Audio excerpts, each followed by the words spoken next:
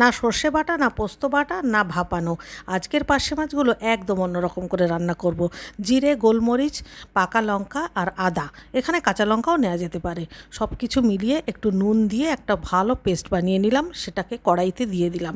মিক্সির কন্টেনারটা ধুয়ে একটু জল দিয়ে দিলাম, আর এবারে স্বাদমতো হলুদ দিয়ে দিলাম, কারণ নুন আমি আগেই দিয়েছি বাটার সময়। এবারে খুব বেশি করে সর্ষের তেল দিয়ে এবারে মাছগুলোকে এর মধ্যে সাজিয়ে দিতে হবে। এবার ঢাকা দিয়ে মিডিয়াম টু লো আঁচে ওই 5 থেকে 7 মিনিট রান্না করলেই দেখবেন মাছও সেদ্ধ হয়ে গেছে, আর ঝোলটাও একদম ঘন ঘন গায়ে লাগা লাগা মতো হয়ে গেছে, মানে ঠিক খানিকটা ওই পাতুরি টাইপের হবে। এবারে ওপর থেকে আরও কিছুটা সর্ষের তেল আর কয়েকটা কাঁচা লঙ্কা ভেঙে একটু নাড়াচাড়া করে নামিয়ে নিলেই তৈরি হয়ে গেল পার্শে মাছের হাতে মাখা পাতুরি। এটা গরম গরম ভাতের সঙ্গে কিন্তু অসাধারণ লাগে খেতে। যারা পোস্ত বাটা বা সর্ষে বাটা খেয়ে হজম করতে পারেন না, তাদের জন্য এই রেসিপিটা অনবদ্য।